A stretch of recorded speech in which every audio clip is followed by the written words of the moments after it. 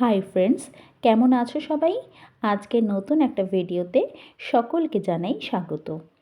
আগের ভিডিওটাতে তোমাদের সাথে শেয়ার করেছিলাম যন্তর মন্তরের কথা। যন্তর মন্তরের লাইট অ্যান্ড সাউন্ড শো সেটাও তোমাদের সাথে শেয়ার করেছি। গঙ্গার উৎপত্তি বা যন্তর মন্তরের ওপর থেকে গঙ্গার ভিউ সেই সব কিছু তোমাদের সাথে শেয়ার করেছি। এবার যন্তর মন্তর থেকে চলে যাব নৌকা বিহার করতে। নৌকা বিহারের ক্ষেত্রে একটা আছে শেয়ারে নৌকা, আর একটা হচ্ছে রিজার্ভ করে নেওয়া। রিজার্ভ অপশানটা নিলে সেখানে প্রায় 2000 বা 2500 টাকা নেবে।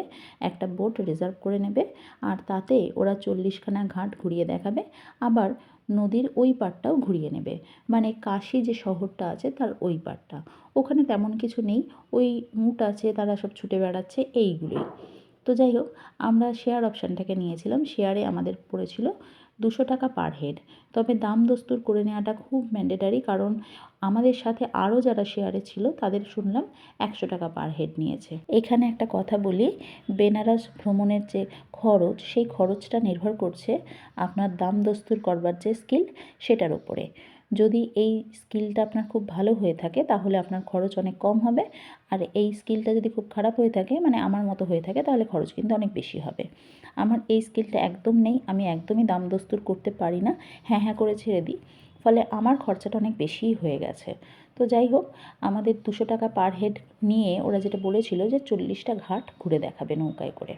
কাশী শহরটার সাথে আমাদের বাঙালিদের প্রথম যে পরিচয়টা হয় সেটা হচ্ছে গল্পের বইতে বা সিনেমার পর্দায়। আমারও গল্পের বইতে কাশী শহরের সাথে পরিচয় হয়েছে, এবং সিনেমাতেও আমি কাশী শহরটাকে দেখেছি। সাদা কালো সিনেমায় যেরকম কাশীকে দেখানো হয়েছে তা হচ্ছে এরকম কাশীতে অনেক গলি ঘুরছি, এবং কাশীতে একটা ষাঁড় ঘুরে বেড়াচ্ছে, এবং কাশীতে অনেক তীর্থযাত্রী আছে, অনেক বাবা আছে, মানে সাধু বাবা। বেনারস সম্পর্কে আমার একটা কল্পনা ছিল, আর বেনারসে নৌকা বিহার সম্পর্কেও কিন্তু আমার একটা কল্পনা ছিল। কল্পনাটা ছিল এরকম যে দাঁড় বাওয়া নৌকা অত্যন্ত স্লথ গতিতে ঘুরে বেড়াচ্ছে এবং মৃদুমন্দ হাওয়া দিচ্ছে।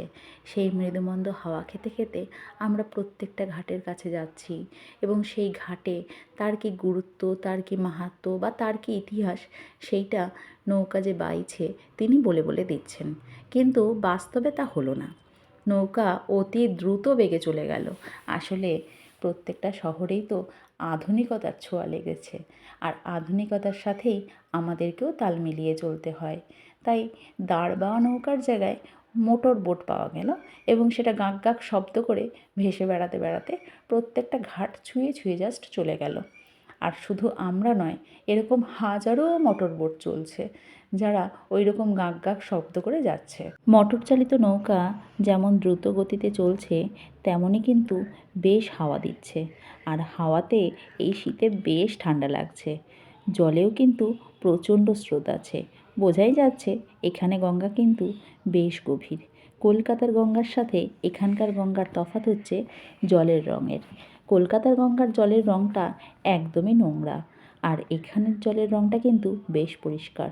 আমরা 4 জন, আমি, মা, আর বেনারসে এসে যে 2 ভাইকে পেয়েছি, সুধাময় আর শুভ, এই 4 জন সহ আরও 12 জন একটা নৌকায় সাওয়ারি হলাম। এখানে নৌকায় উঠতে গেলে কিন্তু লাইফ জ্যাকেট মাস্ট, অর্থাৎ লাইফ জ্যাকেট পরেই তোমাকে নৌকায় করে ঘাট ঘুরতে হবে।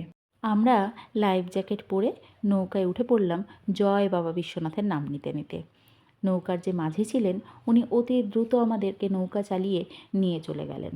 প্রথমে দেখালেন ওই যে ধোঁয়া উঠছে, ওটা হচ্ছে রাজা হরিশ্চন্দ্র ঘাট। তারপরে নৌকাটা আবার ঘুরিয়ে নিলেন, নিয়ে বাবা বিশ্বনাথের যে মন্দির আছে সেই মন্দির টোপকে আবার যে ওই 8 ডিগ্রি না 9 ডিগ্রি কোণে একটা মন্দির হেলে আছে, সেই মন্দির টোপকে যে একটা ঘাট আছে, ওইটা দেখে আমাদেরকে বললেন এই হচ্ছে সেই মণিকর্ণিকা ঘাট। তারপরে ওনাকে অনেক রিকোয়েস্ট করা হলো যাতে নদীর ওই পাড়টা, অর্থাৎ কাশী শহরের উল্টো পিঠটা একটু ঘুরিয়ে দেখানো হয়। তো উনি সেই রিকোয়েস্ট রাখলেন। কীরকম, উনি নৌকা নিয়ে জাস্ট একটুখানি ওই পাশটা একটুখানি রাউন্ড মেরে দিলেন, মানে আমাদেরকে নৌকা থেকে নামতেও দেয়নি, আর নৌকা 1 সেকেন্ডের জন্য থামায়ও নি। সেই যে স্টার্ট দিয়েছেন আবার আমাদেরকে ঘুরিয়ে এনে যখন ঘাটে রাখলেন সেইখানে উনি স্টার্ট বন্ধ করলেন। ঠিক এইভাবেই আমাদের সাথে কাশীর যে বিভিন্ন ঘাট আছে সেই ঘাটের ইন্ট্রোডাকশান হলো। মিনিট 20 সময়ের মধ্যে উনি পুরো রাউন্ড কমপ্লিট করে দিলেন। আমি ঘড়িতে যা দেখলাম তাতে আমার এই ধারণাই হলো। হ্যাঁ, তবে এই 20 মিনিটের মধ্যে অনেক খামতির মধ্যেও এই যে নৌকা বিহার করলাম তার অভিজ্ঞতা কিন্তু অনন্য। এই অভিজ্ঞতা সারা জীবনেও ভোলা যাবে না। যারা একবারও কাশী বা বেনারস আসেননি তারা একবার ঘুরে যান। এই শহরের যে একটা আলাদা স্মেল আছে না, সেই স্মেলটা আপনাকে আবার টানবে, বারবার টানবে। যদিও আমি এই শহরে প্রথমবার আসলাম, কিন্তু আমার যেন মনে হচ্ছে এই শহরটাকে আমি কত দিন চিনি, কত আপনার শহর, কত ভালো লাগার শহর।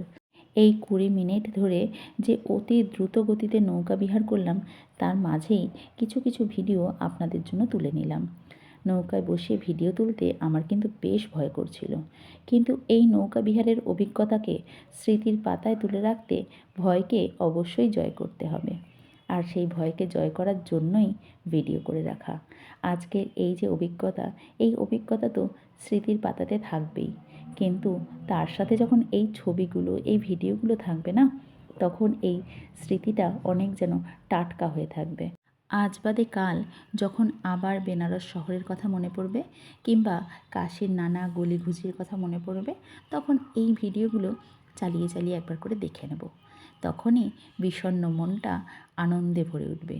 এই যে আমরা এই কারণেই তো ভিডিওগুলো করি, এত কষ্ট সহ্য করে, এত ভয়কে জয় করে, বা নানা লোকের নানা কটু কথাকে উপেক্ষা করে। এই ভিডিওগুলোই কিন্তু আমাদের ফোনের মেমোরি থেকে ইউটিউবে বা ফেসবুকে শেয়ার হয়, আর সেখান থেকেই আমরা এটাকে আজীবন সংরক্ষণ করতে পারি। কি বলেন আপনারা? এই জন্যই কিন্তু আমি অনেক কষ্ট করে ভিডিওটা করি। যাই হোক, আপনাদের যদি ভালো লাগে সেখানেই সার্থকতা। এই যে এটা হচ্ছে কাশী মন্দিরে যাওয়ার যে রাস্তাটা সেইটা, আর এই যে ধোঁয়া উঠছে এটা হচ্ছে মণিকর্ণিকা ঘাট। এই যে কত বড় ঘাটটা করেছে দেখেছেন? বিশাল বড় করেছে। এই ঘাটটাকে আমরা আবার এক্সপ্লোর করব পায়ে হেঁটে। আমরা যেহেতু ঝটিকা সফরে বেনারস এসেছি, অর্থাৎ অতি দ্রুত আমরা বেনারস ঘুরে দেখব এবং চেষ্টা করব যত কম সময় যতটা বেশি করে বেনারস ঘুরে দেখা যায়, যতটা বেশি করে বেনারস সারা গায়ে মেখে নেওয়া যায়। আমরা নৌকা বিহার সেরে যখন ঘাটে আসলাম তখন আমাদের ঘড়ি জানান দিচ্ছে এখনও গঙ্গা আরতি হতে প্রায় ঘন্টা দেড়েক সময় হাতে আছে। তো সেই সময়টাকে তো আমাদের ব্যবহার করতে হবে, তাই আমরা হেঁটে হেঁটে এবার ঘাট দেখতে বেরোবো আর দেখে নেব কালকে কাশী বিশ্বনাথ মন্দিরে পুজো দেওয়ার কী নিয়মকানুন আছে। আমরা চেষ্টা করব কাশী বিশ্বনাথ মন্দিরে দ্রুত পুজো দিয়ে সাইট সিনের উদ্দেশ্যে বেরিয়ে যেতে, কারণ আমাদেরকে অতি দ্রুত বেনারস ভ্রমণ শেষ করতে হবে, কারণ আমাদের ঝটিকা সফরে বেনারস আসা। আজকের মতো ব্লগটা তাহলে এখানেই শেষ করছি। দেখা হবে খুব তাড়াতাড়ি নতুন একটা ব্লগে। বাই।